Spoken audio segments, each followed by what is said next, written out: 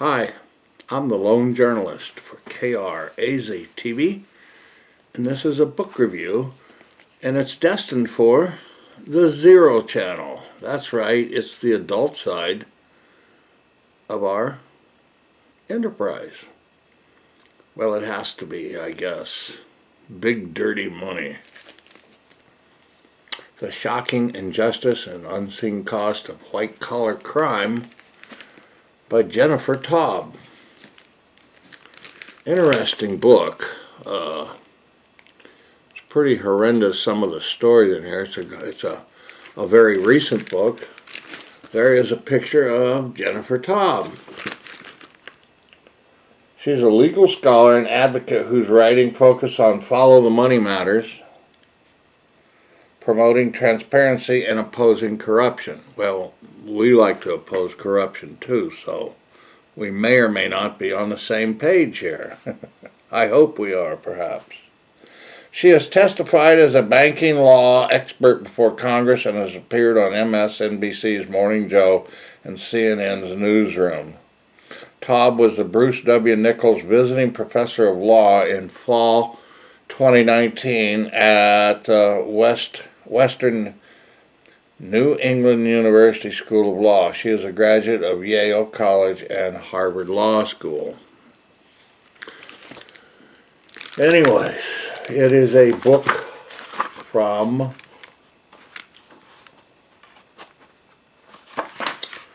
Viking Press.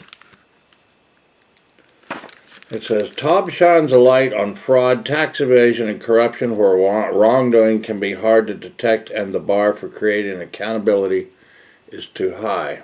She issues a powerful call to action and outlaws sensible reforms that should resonate broadly and across our political divides. This is from Annette N. Admati, Stanford University, co-author of The Banker's New Clothes. When the rich and powerful break the law to get richer and more powerful, ordinary Americans pay the price. Here's what to do about it. There is an elite crime spree happening in America, and the privileged perps are getting away with it. Selling loose cigarettes on a city sidewalk can lead to a chokehold, arrest, and death. But if you're in the 1%, and commit mail, wire, or bank fraud, embezzle pension funds, lie to the FBI, obstruct justice, bribe a public official, launder money, or cheat on your taxes, you're likely to get off scot-free, or even win an election. If caught and convicted, say for bribing your kids away into college, you might make a brief stop in a minimum security club-fed camp. Operate the scam from the executive suite of a giant corporation and you can prosper with impunity. This is not victimless crime. Big dirty money goes beyond the headlines, of course, which there is no shortage. Wells Fargo, Theranos, Purdue Pharma. To detail the scandalous ways that all the rest of us suffer when the well-heeled commit crimes to gain and sustain wealth, social status, and political influence. Profiteers caused the mortgage meltdown and the prescription opioid crisis. They've evaded taxes and depleted public funds for education, health, and infrastructure. The cost to victims for fraud and embezzlement alone is as much as $800 billion a year. Jennifer Taub sounds an alarm we ignore at our country's peril.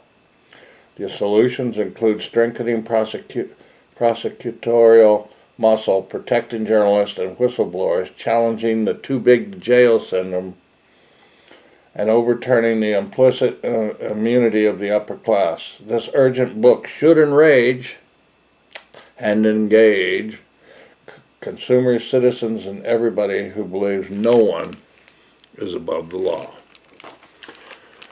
Well, even in the foreword, I do not know her party affiliations at all, but in the foreword, a preface, a crime scene, Big cheaters often prosper, and they do it right in front of her face. And then from there on, she starts talking about just after Valentine's Day, Donald Trump granted clemency to a slew of affluent felons. Their offenses: bribery, clemens, investment fraud, blah, blah, blah. No white-collar crime left behind. So he pardoned them.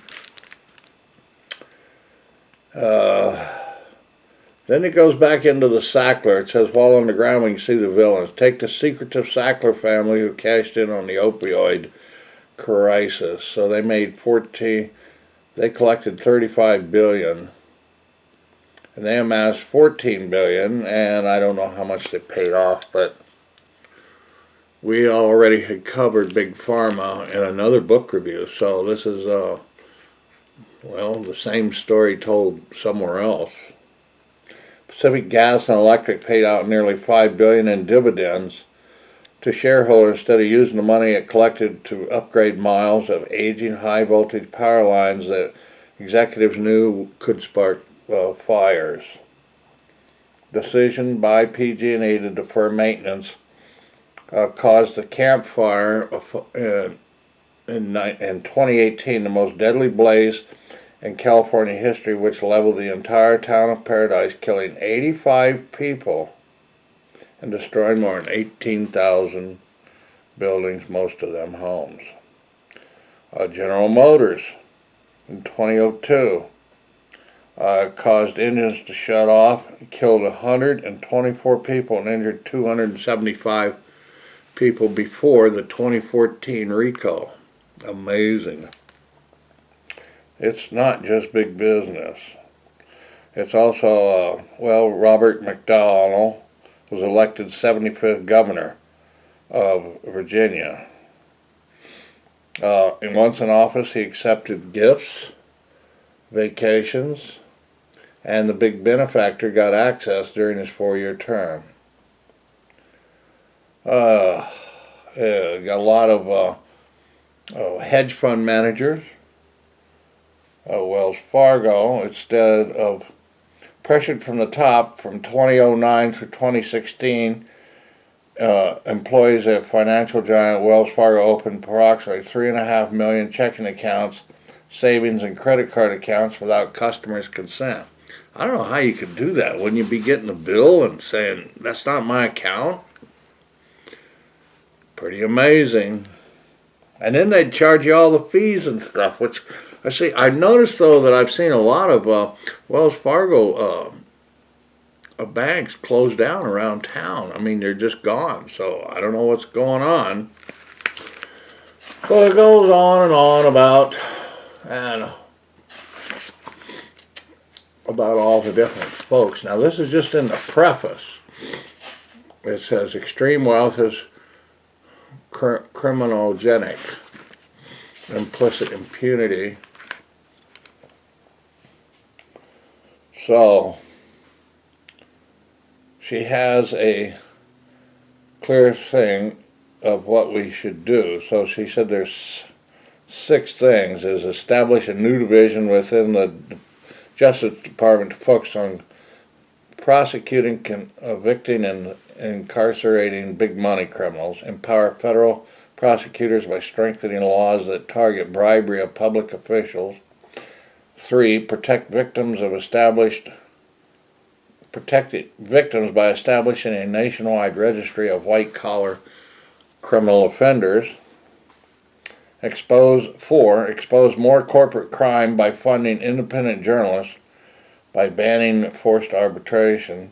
Close loopholes in the tax code and staff up the IRS so it can audit tax evaders. And 6, establish a nationwide database that tracks the outcome of all white-collar offenses reported to federal agencies. Well, it's pretty amazing. It says journalists on the beat. Investigative journalists, well, that's us, working on their own or closely with government and corporate insiders, are critical to ferreting out and then halting white-collar crime in action. It says, without Wall Street reporter John Carreyrou, Theranos would still be in Walgreens offering inaccurate blood tests. Without Woodward and Bernstein, Nixon might never have resigned. It says, without Ida Tarbell's muckraking serial published as a book in 1904, the government would not have broken up Standard Oil. So I guess it goes back a long way, and people have been fighting corruption for, well, a long time. So, it's just an amazing story. It says, intimidation of journalists and whistleblowers began well before Donald Trump. However, Trump taken it to a new level. Oh. So, it just goes on and on. And she talks about combating kleptocracy. That's thieves that just can't stop stealing. So we got this book at the Tucson Pima County Public Library, so you can get it at yours. It's a new recent book, so it is relevant to the times, and it was published in 2020. So thanks for watching KRAZ TV, and get the book. Big Dirty Money by Jennifer Taub. Goodbye.